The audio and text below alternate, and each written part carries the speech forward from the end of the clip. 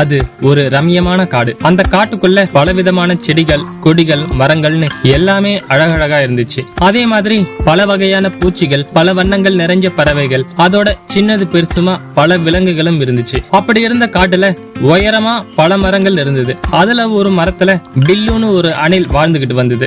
Bill ரொம்பவே அறிவாளியான அணில். பில்லுவோட ஒவ்வொரு செயல்கள்லயும் அறிவு பிரகாசிக்கும். அப்படி ஒரு செயலா பில்லு வருஷா வருஷம் மழை காலம் வர்றதுக்கு சில வாரங்கள் முன்னாடி நிறைய பருப்புகள், நிறைய கொட்டைகள்னு தான் சாப்பிடுறதுக்கு தேவையான எல்லாத்தையும் தனக்கு பக்கத்துல இருக்கிற மர பொந்துகள்ல கொண்டு போய் சேர்த்து வைக்கும். பில்லுக்கு ஜில்லுன்னு இன்னொரு அணில் க்ளோஸ் ஃப்ரெண்டா இருந்தது. ஜில்லு இருக்கிறது வேற ஒரு உயரமான மரத்துல. ஜில்லு பில்லு மாதிரி இல்ல, ரொம்பவே விளையாட்டுத்தனமா இருக்கும். பில்லு இப்படி உணவுகளை சேமிக்கிறத ஒவ்வொரு வருஷமும் ஜில்லு பாத்துக்கிட்டு தான் இருக்கும். ஜில்லு பில்லு கிட்ட ஏற்கனவே பல முறை, ஏன் இப்படி பருப்புகளையும் கொட்டைகளையும் சேகரிச்சுக்கிட்டு இருக்க பில்லு? இந்த காட்டுல இந்த உணவுகள் ஏராளமா இருக்கு, அப்ப எதுக்கு சேகரிக்கணும்? நாம வேணும்னு போது எடுத்து சாப்பிட வேண்டியது தானே அப்படின்னு கேட்டு இருக்கு. அதுக்கு பில்லு, மழை காலத்துல புயல் வந்தாலோ பெரிய மழை பெஞ்சாலோ காடு முழுக்க வெள்ளமா இருக்கும். அப்படி வெள்ளமா இருக்கும்போது நாம கீழே இறங்கி எதையும் எடுத்து சாப்பிட முடியாது. அதனாலதான் நான் இப்படி உணவுகளை சேகரிச்சு என் பக்கத்துல இருக்கிற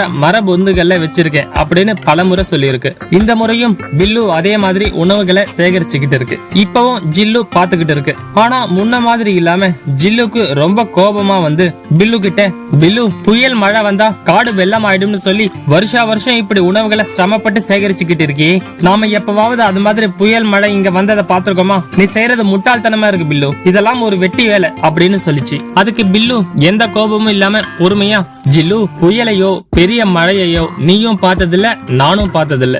ஆனா அதை பார்த்து அந்த சூழ்நிலையில கஷ்டங்களை அனுபவிச்ச எத்தனை பேர் நம்ம கிட்ட அதை பத்தி சொல்லி இருக்காங்க. இதையெல்லாம் சொன்னவங்களும் வருஷா வருஷம் எல்லாம் புயல் மழைய பார்க்கல, வாழ்க்கையில 1-2 தடவை தான் பார்த்திருக்காங்க. அவங்க வாழ்க்கைய நாம பாடமா எடுத்துக்கணும். இதுவரை நாம அந்த கஷ்டங்களை அனுபவிக்கலன்றது சந்தோஷம்தான். ஆனா இனிமேல் அந்த கஷ்டங்களை அனுபவிக்க மாட்டோம்ன்றது எல்லாம் நிச்சயம் இல்ல.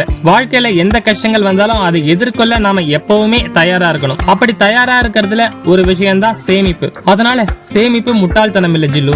அதோட நீ அது ஒரு வெட்டி வேலைன்னு சொன்னியே, இப்போ நான் சேகரிக்கிற உணவு எதுவும் வீணாக போறது இல்ல. புயல் மழை வெள்ளம் வராம போச்சுன்னா எனக்கு பசி எடுக்கும் போது நான் சேமிச்சு வச்சிருக்கிற உணவை எடுத்து நான் சாப்பிட போறேன். அதனால அது வெட்டி வேலையும் இல்ல, புரியுதா ஜில்லு அப்படின்னு பில்லு கேட்டுச்சு. பில்லு இவ்வளவு நேரம் பாடம் எடுத்தும் கூட ஜில்லு புரிஞ்சுக்கல. பதில் எதுவும் சொல்லாம முகத்தை திருப்பிக்கிட்டு போயிடுச்சு. சில வாரங்கள் பொறுத்து மழை காலம் ஆரம்பிச்சது. விட்டு விட்டு தூறல், சின்ன சின்ன மழைன்னு ஆரம்பத்துல எப்பவும் போலதான் இருந்திருக்கு. திடீர்னு ஒரு நாள் அடர்த்தியான கருமேகங்கள் அந்த காட்டுக்கு மேல ஒண்ணு கூடிச்சு. காத்து இதுக்கு முன்னாடி இல்லாத அளவு பலமா அடிச்சது. இதையெல்லாம் உயரமான மரத்து பொந்துல இருந்து பாத்துக்கிட்டு இருந்த பில்லு ஏதோ பெருசா நடக்க போகுதுன்னு நல்லாவே உணர்ந்துச்சு.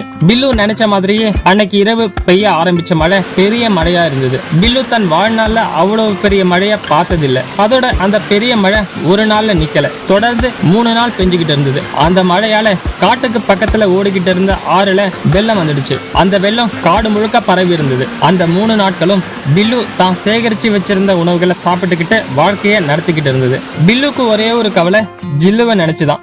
ஜில்லு சாப்பிட எதையுமே சேகரிச்சு வைக்கலையே, இந்த மழையில ஜில்லு என்ன அவஸ்தைப்பட்டுக்கிட்டு இருக்குதோ அப்படின்னு பில்லு நினைச்சுக்கிட்டு இருந்தது. 3 நாள் மழை 4வது நாள் ஓஞ்சுது. மழை ஓஞ்சாலும் அங்க வெள்ளம் அப்படியே தான் இருந்தது. மழை நின்ன உடனே பில்லு கீழே இறங்கி அந்த வெள்ளத்துல மிதந்துகிட்டு இருந்த ஒரு கட்டை மேல உட்கார்ந்துகிட்டு 2 பக்கமும் இருந்த தண்ணிய தன் கையாலேயே தள்ளி தள்ளி அந்த கட்டைய படகு மாதிரி உபயோகிச்சு ஜில்லு இருந்த மரத்துக்கிட்ட போச்சு. பில்லு அங்க போய் மரத்துல ஏறி ஜில்லுவோட பொந்துக்குள்ள போய் பாத்துச்சு. அங்க ஜில்லு மயக்கம் போட்டு கிடந்தது.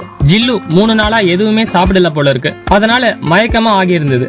பில்லு உடனே ஜில்லு முகத்துல தண்ணிய தெளிச்சு தன்னோட மர பொந்துக்கு கூட்டிட்டு வந்தது. அங்க தான் சேகரிச்சு வச்சிருந்த உணவுகளை ஜில்லுக்கு கொடுத்து பில்லு சாப்பிட வச்சது. ஜில்லு நல்லா சாப்பிட்டு ஆசுவாசப்படுத்திக்கிட்டு பில்லுவை பார்த்து, பில்லு, நீ சரியான நேரத்துல வந்து என்ன காப்பாத்தி இருக்கலனா என்னோட நிலைமை என்ன ஆகிருக்கோன்னே தெரியல, ரொம்ப நன்றி ஜில்லு அப்படின்னு சொல்லிச்சு. சொல்லிட்டு, பில்லு, உன்னோட சேமிப்பு உன்னை காப்பாத்தினதோட அடுத்தவரையும் காப்பாத்தி இருக்கு. சேமிப்புன்ற பழக்கம் இவ்வளவு வலிமையானதுன்னு எனக்கு தெரியாம போய் உன்னை கிண்டலா பேசிட்டேன், என்னை மன்னிச்சிடு பில்லு அப்படின்னு சொல்லிச்சு.